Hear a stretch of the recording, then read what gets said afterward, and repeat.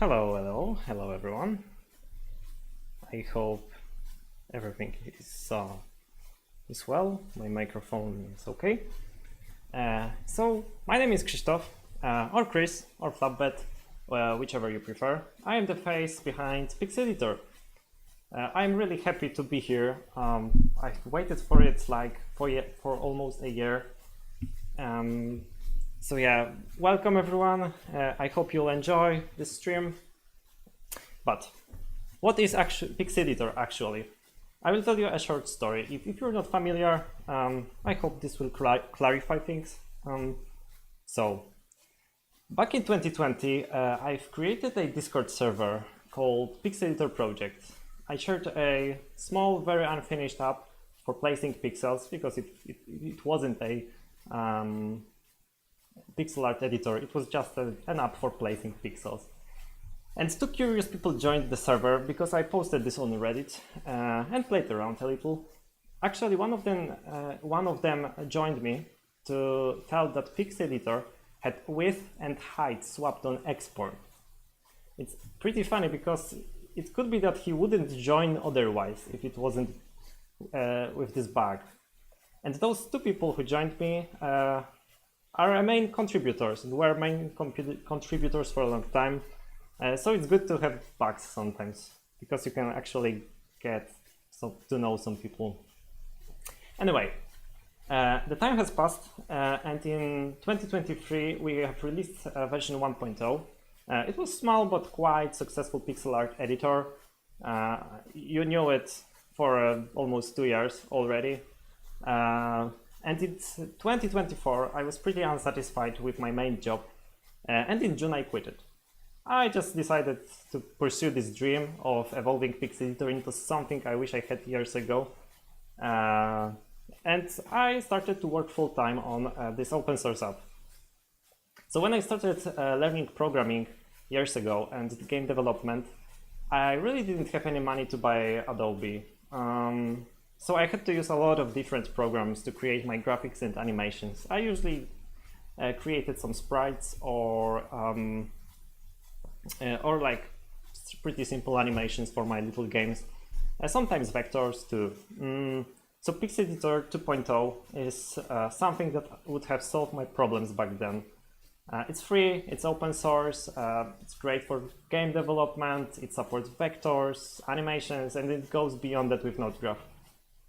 So after over 1 year of hard work and 100 development versions later, we are here. And I'm really happy about it. I hope you will also find it useful. And I would like to thank everyone involved in the project, and I am very proud of what we have achieved. I hope you find PixiEditor as useful as I do. So make sure to stay till the end of this stream because we'll be giving away one Founders Pack for the best question in the question and answers section. Make sure to subscribe this channel because it's for subscribers, and we'll be sharing a 50% discount code for the first 10 people who claim it. Okay, so I think we can go and play around PixiEditor 2.0. I'm gonna show you a few features, or more than a few, you'll see. So I think we can start with with the roots, because PixiEditor started as a pixel art editor, so we'll create some pixel art, or at least I will show some tools that can help with that. Okay, so the very first thing after you have created your file, you can notice that there's a canvas, tools on the left, toolsets in the top. This is a very important part in here because it actually allows you to change the way how you create things. They contain similar tools, but they work a little differently. For example, I have painting as a default, but we'll switch to pixel art to create pixel art. It has pixel perfect tools. As you can see, when I draw something, I have perfectly opaque pixels, no anti-aliasing, no anything, just a typical pixel perfect pen. There is an option, pixel perfect, in the top that allows for creating perfect strokes without the L shapes. So when I do this, when I draw this shape, the middle pixel disappears like that. Okay, we can also choose different brush shapes, basic stuff, square, circle, basically very, very essential stuff, in my opinion. Okay, I'm not going to dive too deep into the details, but very quickly, there are some tools, shape tools that we can use. We can change fills, strokes. Oh, we don't have a stroke, now we have a stroke because we have to increase the width. Additionally, when we choose a fill color, we can also pick gradients because it's cool, why not? Gradients work like that. We have a spatial picker that we can just click and drag to change. There are linear gradients, radial gradients, conical gradients. Good stuff. So this is a basic, these are the basic shapes. One special thing about pixel art toolset, or any toolset at all, is that we can create a text. Texts are used as a separate layers. So in pixel art toolset, when we create text, we have perfectly opaque edges, no anti-aliasing. So any font that you choose actually acts a little like a pixel art version of the font. This is Arial. We can pick any font we like, and it will look a little differently because it's pixel art. Okay.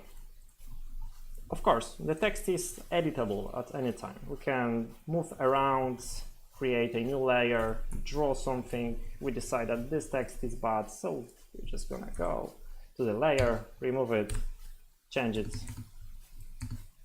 and there we go. Okay, now there are a lot of useful features with selections and brightness tool, darken tool, download, play around. I will switch to next tool set. It's really fun and pretty easy to use, I hope. So yeah. Okay. With painting tool sets, things are pretty similar because it has almost the same tools as pixel art. I'm gonna switch. The difference is that the brightness is in the pixel art, while in painting it's not. But it's the most basic pen brush that you can imagine. It has anti-aliasing, you can change hardness, spacing, and so on. So you may know it from different editors. The interesting part is with vectors, because PixiEditor can edit vectors. And not only it can create vectors and edit SVGs, you can mix it with raster features. I'm gonna show it in a second. What's your time?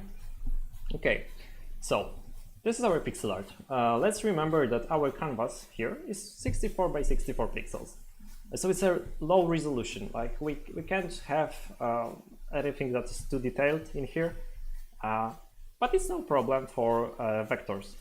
You can still create very crisp vectors in here. You can even clip those two layers to each other. And even though it's 64 by 64, we can still perfectly clip it.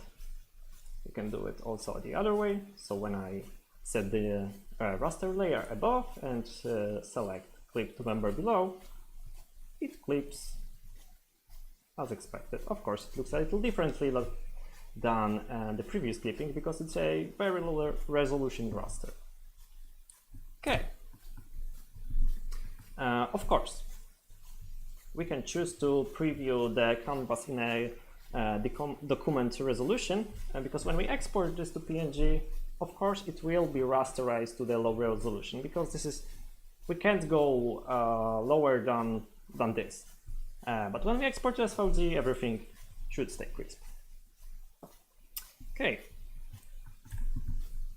we'll start. These are boring stuff, like typical image editor stuff. We'll get more interesting and exciting features a bit later. But let's now create some vector, for example. I'll choose a few shapes and merge them together. Let's also text is also a vector, so we can just use it like that. Those are two different colors, but we can just, if we want, we can choose multiple shapes into one by merging. Of course, they have to be the same color because they are different, because it's a one shape basically that shares all the colors, outlines, and so on. As you can see, when I choose the pen, I can see every single point of the original shapes that we had previously. There are options such as even odd, fill mode, I mean, with even odd setting, inverse winding, and so on. Really a lot of options to play around. It should be enough for most of the uses. Okay, so anyway, we have a vector, and I'll switch to the most juicy thing of PixiEditor 2.0, which is a node graph. Okay, I click the top button in here, and it switched to the view with a lot of nodes. I mean, 2 nodes, but there will be more nodes in here. This is something that will allow you to create almost anything. If you take time and learn it, nodes will help you create any workspace you want. Actually, I will show it on an example. I have Founders Pack in here because it says Awesome Supporter. You can buy it today on the website and Steam.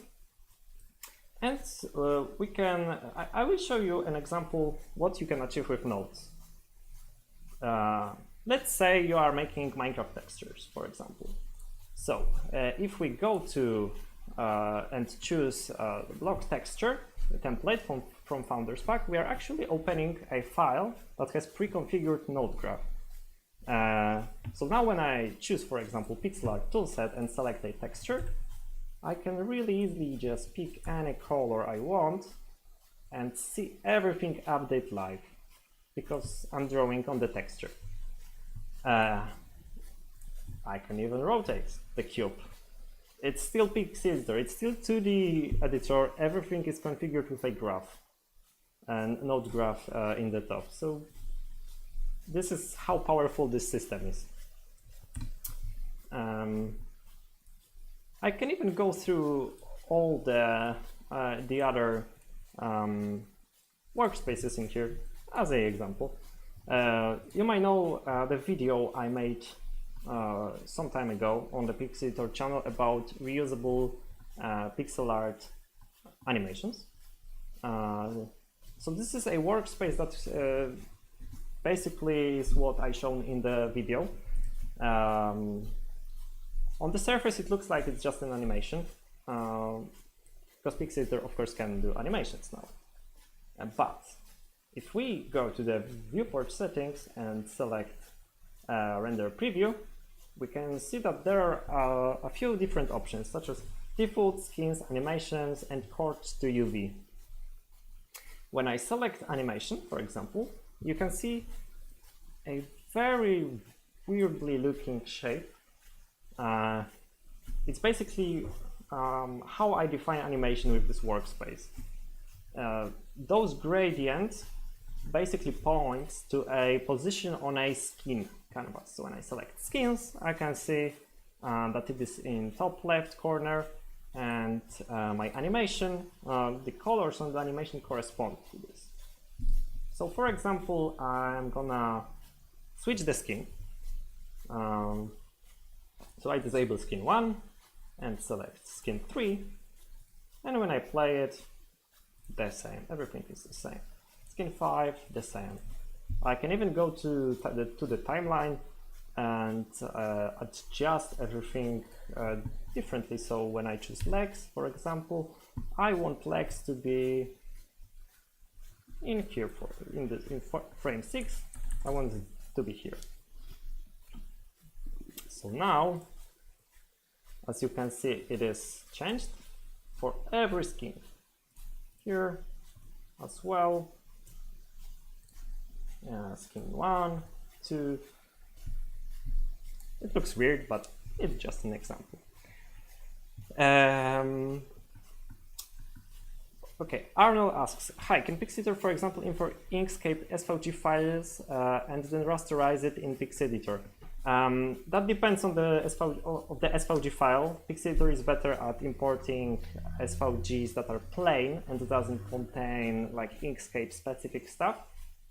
It should work to some degree, for sure, but I do not guarantee it will look identically, because the SVG format of Inkscape is pretty big. There are a lot of stuff that work with Inkscape, but you can open it and check, basically. Okay, we'll go to the next workspace. Browse workspaces. Okay, and texturing. Let's create a texture. It asks me for a width and height.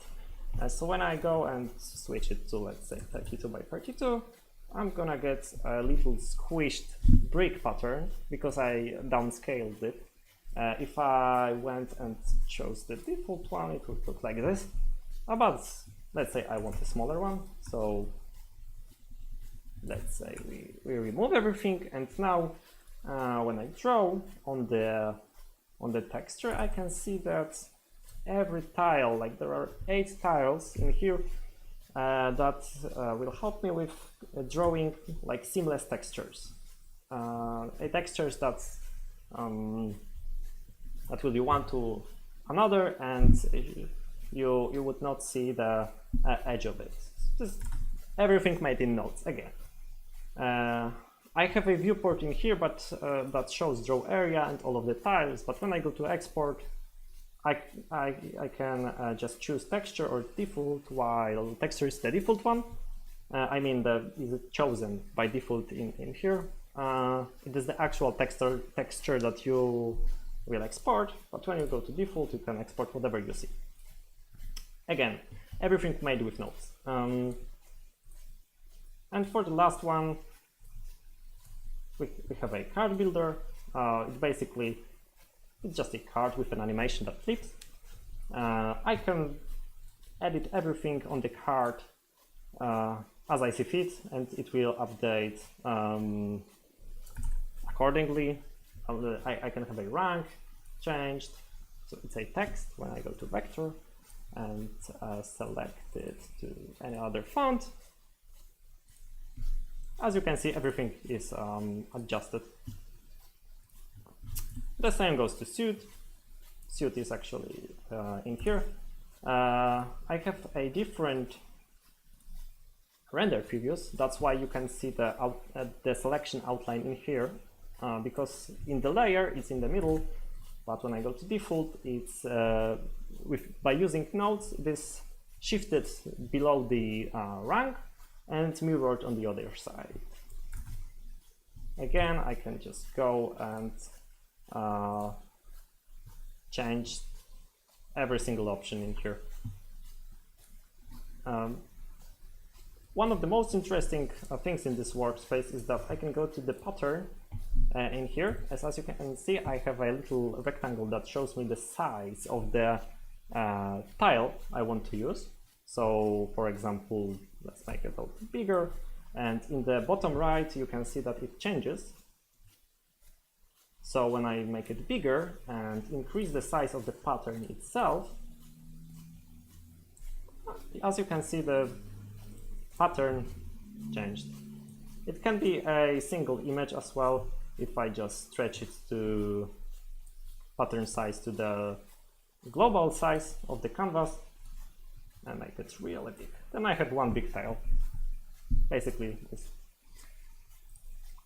Okay, so let's create something with nodes. Enough like showing off. Time to make some use of the nodes actually. So let's create something. Let's go with a simple example. Let's say, oh, I will pick pixel art. Let's say I will try to create a character, a simple stickman, if you will. It's not very, oops, not very symmetrical. Okay, let's make it symmetrical then. I answered my own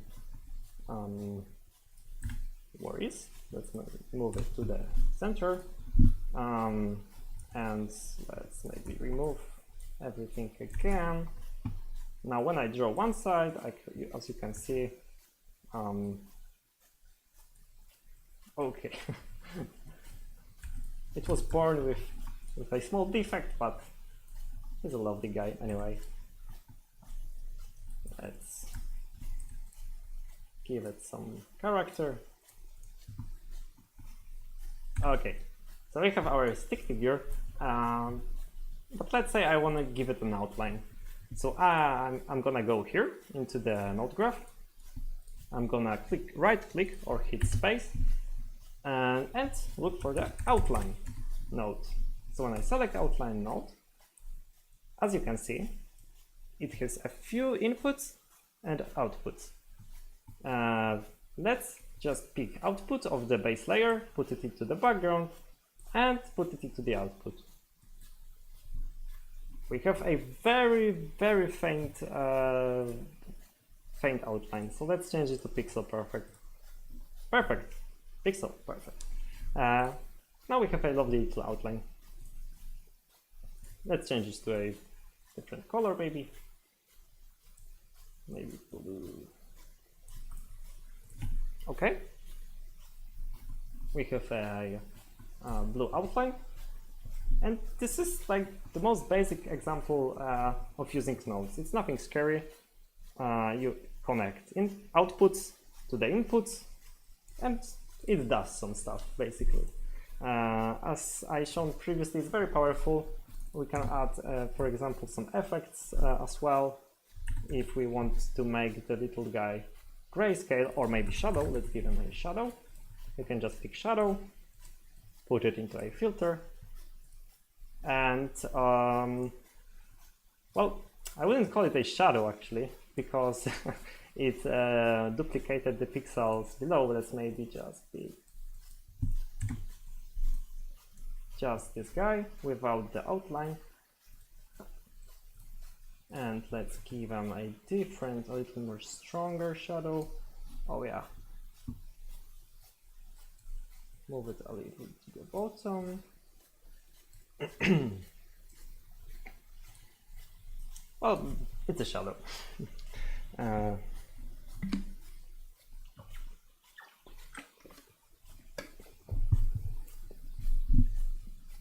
So really, the possibilities are endless with this one. Those are just simple filter examples and outline examples. You have to just open PixiEditor, play around yourself. This is the best way to learn. We have docs on every single node on PixiEditor.net/docs.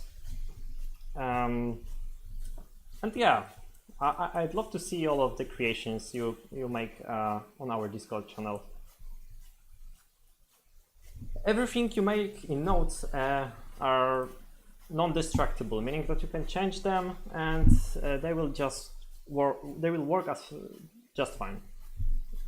You are not losing a lot of data. Okay, so maybe let's pick a outline. Palette, color palette. With Founders Pack, you can have multiple palettes out of the box that you can just choose. Let's pick one of it. So now when I want to give him a little character, I can just choose out my palette and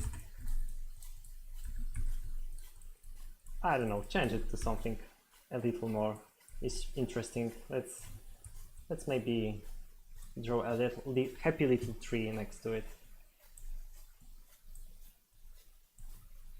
I don't have a great color for trunk in here, so it's gonna be a candy tree.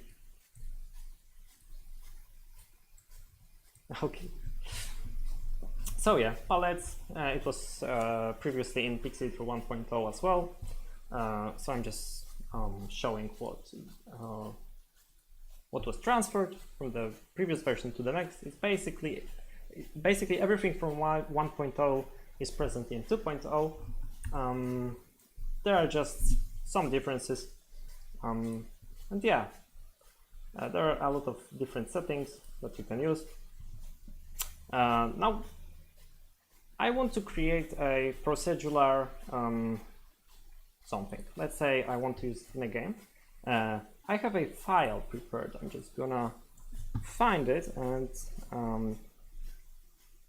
oh yeah, that I made it on live stream of PixiEditor a few days ago, and it's a fully procedural file. Another example, it's a little bigger node graph, but really you can watch the whole process on the different video on the channel, recording from the live stream. But to show that you can change parameters without destroying like whole effect, I can play around the nodes here a little, and you'll see how it changes. So let's dock everything differently. By the way, PixiEditor is available on Windows, macOS, and Linux. Everything is available today natively. It's not a web app, so I hope so everything that is that you create stays on your machine. It's not sent anywhere to any cloud. You own it as you should. Okay, so let's change in something. For example, we can play around the contrast a little. Okay, contrast doesn't do much. It's a really matter of playing around. I think that will probably change anything is sieve, a different effect of a fire or scale, or maybe this is not the noise that makes the most effects. Oh yeah, now this is the more ranging fire. It's really useful for games. So let's say I'm satisfied with this effect. I played around a few parameters. Let's close the little fella by. Okay, let's redock everything back in here. I have this fire. I'm satisfied with it. Let's go to export. Now when I pick animation, I can export it as a GIF or MP4. Of course, I can resize everything, change the resolution, export it to frames, or export it to a spreadsheet. So when I export this to spreadsheet, I can now take the spreadsheet, import it to a game engine, have a fire. Okay, so this was actually a procedural animation. To make a procedural animation, let's make a simple one, because I have one pretty good example, I'd say. So let's maybe let's paste in something like, give it a little better effect. Oh, let's have mushy, our little mushroom, and let's say I want to pop it out of existence, like have an animation that pops him back. So I can just go to the node graph.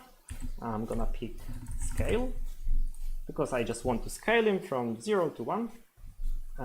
When I connect him to the scale and to the output, nothing changes so far. But when I go to the and add time node and connect this time node into the scale, which is a normalized time, normalized meaning the beginning of the animation is 0, while the end of animation is 1. So it goes from 0 to 1. And if we play, well, it goes from the top left. So let's fix that. Let's go to to the center position. We can find center position in the base layer, and let's stick it into center. This might also not work if your layer is not centered, but for this example it should work. Okay, very simple but working animation.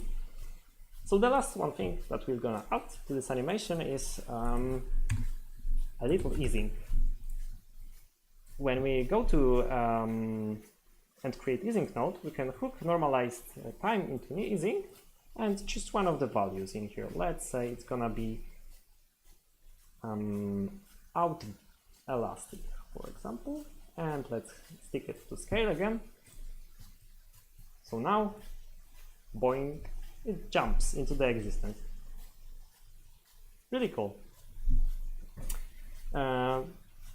This was procedural animation. We can also make, of course, traditional frame-by-frame animations.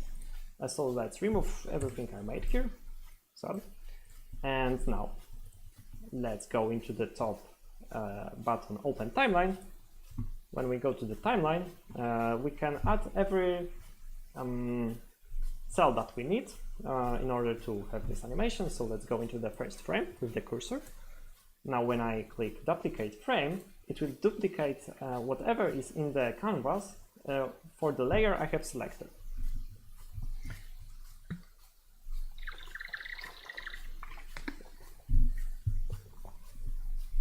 Okay, so we have a first frame, or rather cell, because one image, one keyframe is called a cell. When I go and create another layer and draw something on it, I can also hit duplicate or add empty frame, and it will be added to the timeline. But we just need one animation and one layer for now.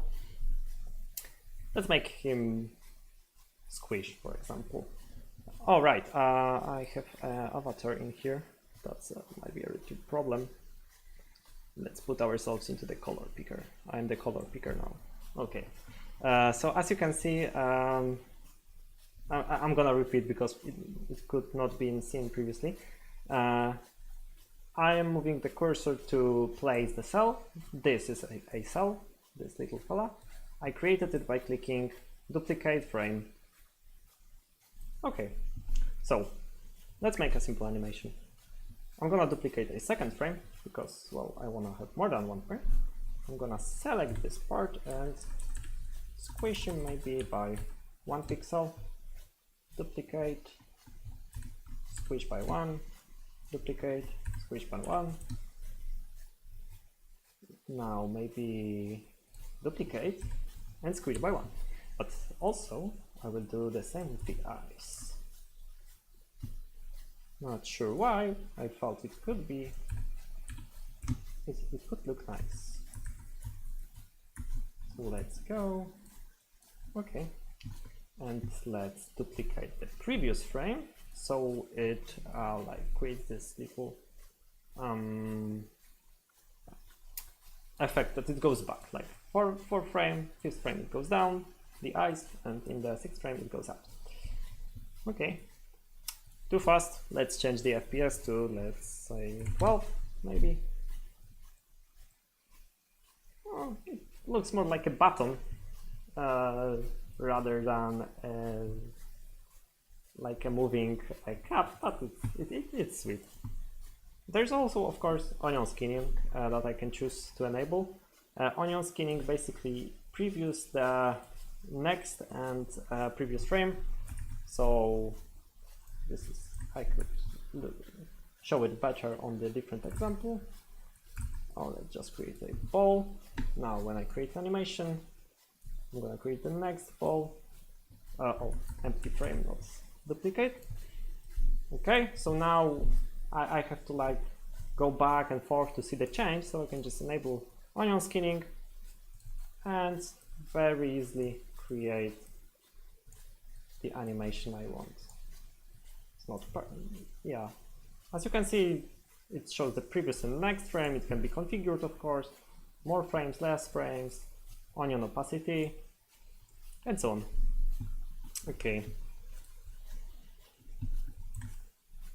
So this is basically the end of animations. Like the topic is pretty deep, but feature-wise, it's what we have in PixiEditor 2.0 right now. And I think that out of the biggest features, we covered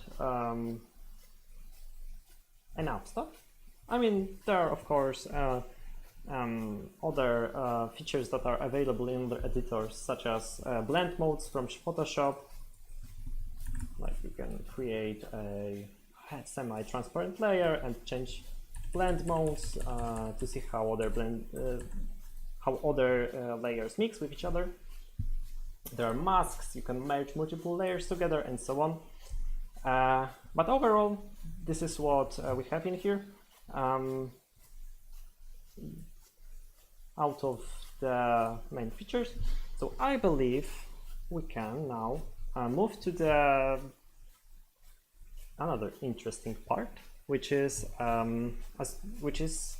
coupon code for Founders Pack. Because if you want to support our work, we have created this Founders Pack that I showed previously, and for the first 10 people, we have this coupon code that I'm showing right now. If you go to the PixiEditor.net, you can get it 50% off. So I'm gonna leave it first on the screen for a while, and during that, I think we can go into Q&A session. So I'm just gonna create a Q&A while this is shown on the screen. And the best question the best question from subscribers will get a free Founders Pack. So I'm just gonna Q&A, starting Q&A. Now you can, I believe, type, and I will pick the questions. You can ask them. In the meantime, I'm gonna show some other things in PixiEditor, play around a little, and you can find it in the chat. Q&A. Okay, yeah, everything seems fine. Right, so I'm gonna put myself also back in here into the animation. Okay, I think I can make the coupon code a little smaller so you can see it as well. I don't know, it's maybe in here. Hopefully that's enough. Or in the preview. Yep. Okay. Amplo asks, hi, could you add a dynamic lighting system to work with normal, specular, and occlusion maps? Out of the box, of course, there is no normal, specular, and occlusion per se, because it's not a strict texturing and material making tool. But with nodes, you can create that, because there is a shader node that you can create, where you can just write SKSL shader. It's a language that is very similar to GLSL. So if you work with game engines, this will for sure help you. It probably contains all you need for the normal, specular, and occlusion maps. I mean, I am sure it has everything. Yeah. So a simple example.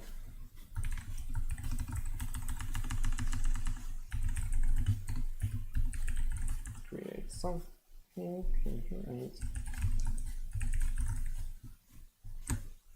oops.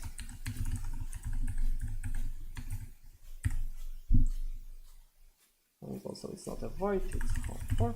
Okay, so now when I put this shader, I have a weird shader. Maybe it should be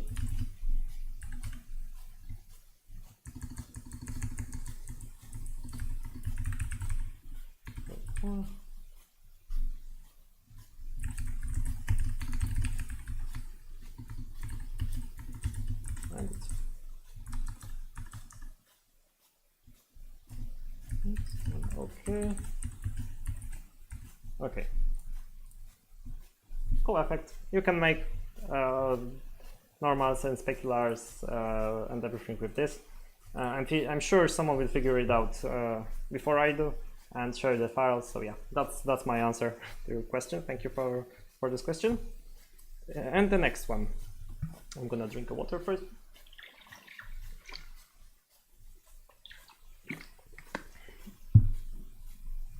What is the next feature you plan on working? Axin says.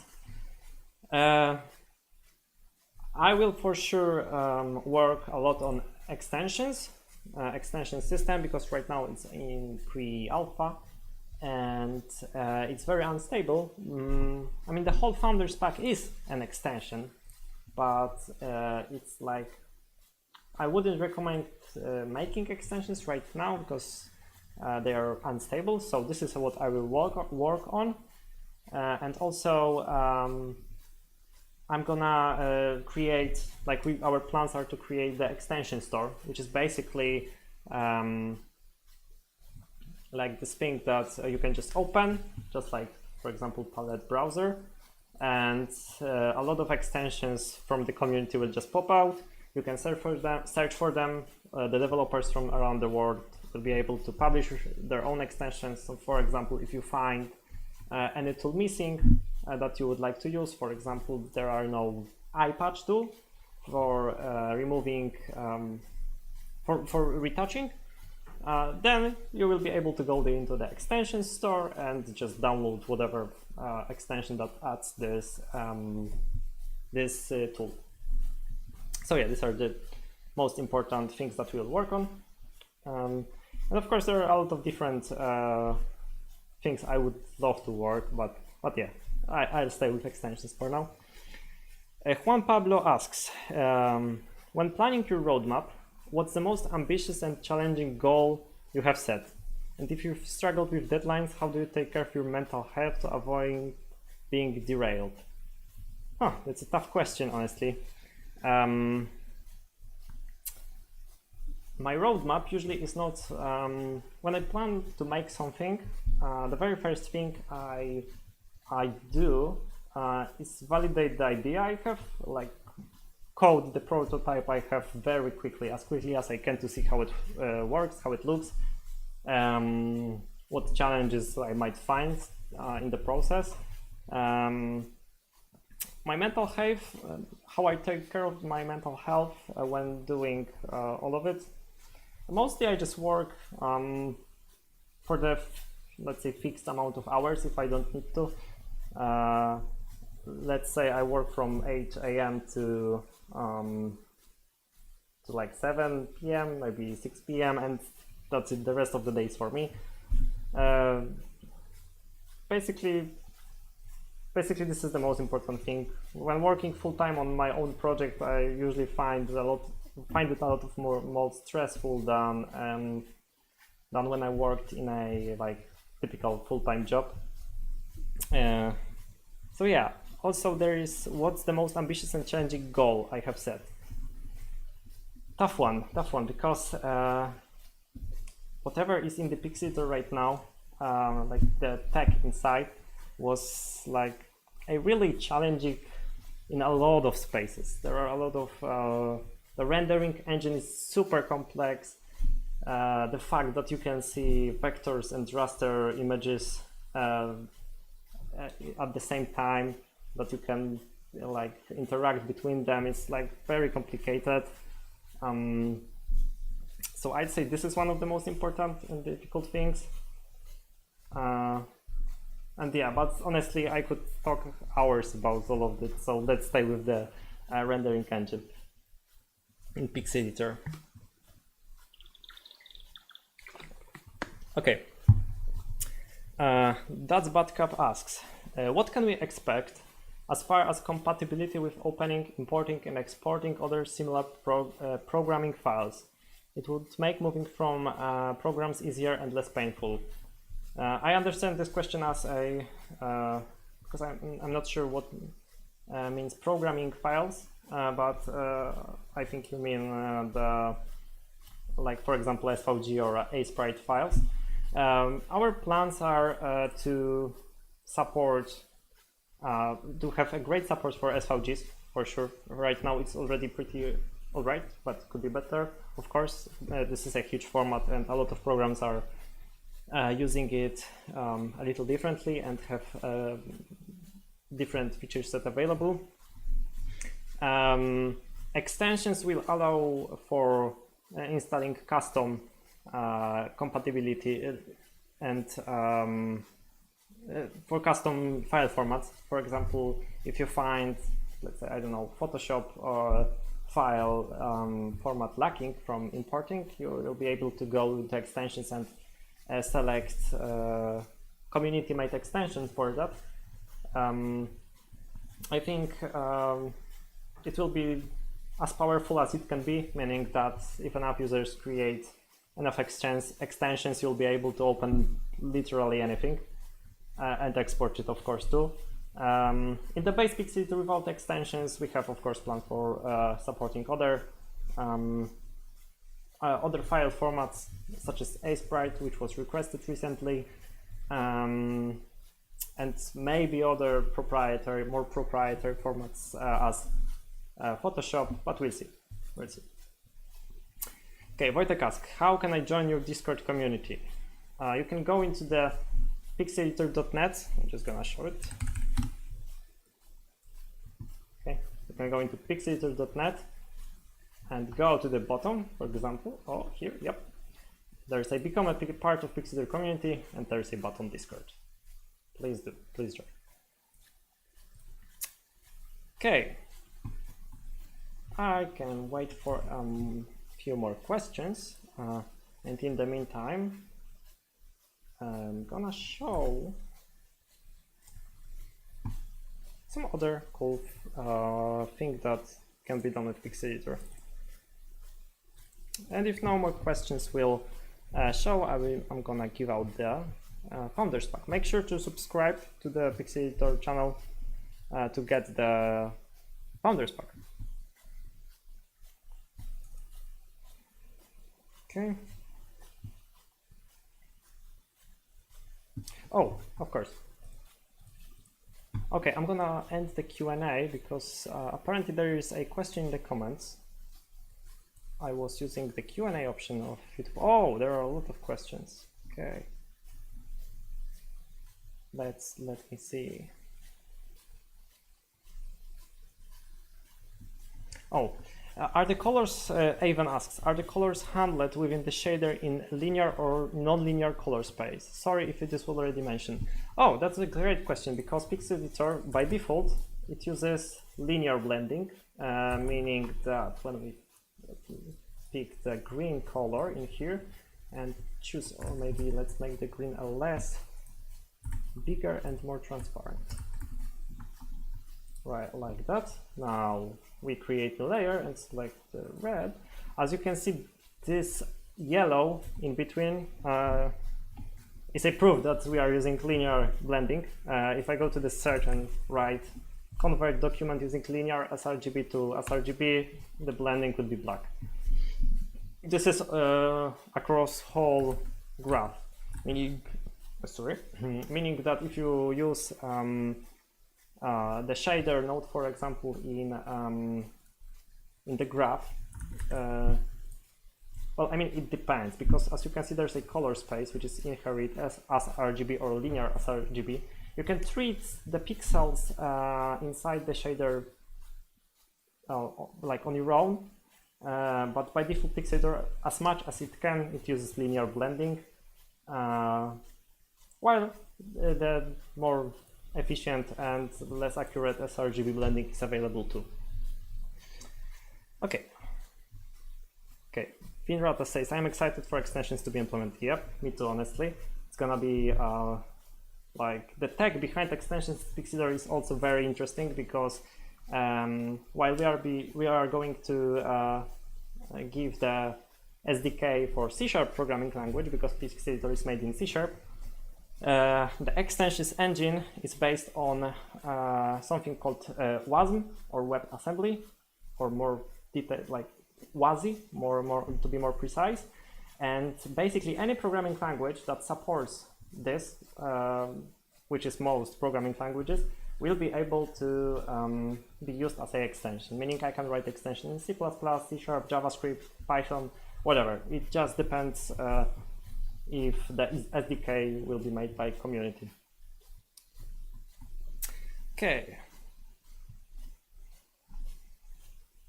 Any more questions? If not, I'll be choosing the question I like the most. Let me think.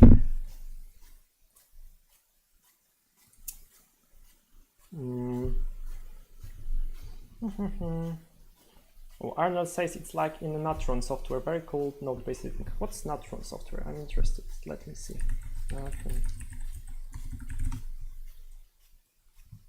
Natron. Oh, interesting. I'm gonna check it out later. Thank you for that recommendation. Or more like, I know. Okay.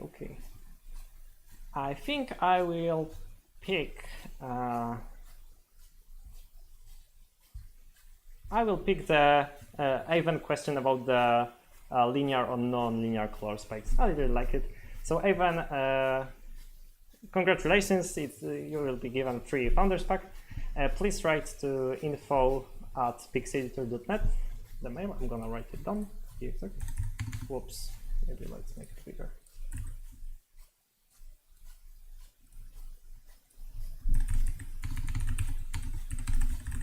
Okay, and please send send a photo where you make that it's yours YouTube account, meaning that open your YouTube and make a photo that it's your YouTube account and send it to our mail, and I will give you a PixiEditor Founders Pack. Lol. Yeah. Okay. So I believe this is everything I wanted to say about PixiEditor 2.0. If you liked it, please download it, give me a feedback, test it a little, share it on your social medias, and yeah. Thank you again. Thank you for whole PixiEditor team for the whole release, for everything. And I hope to see and hear from all of you again. I'll be making more live streams about some cool stuff I make in PixiEditor, such as the fire I'm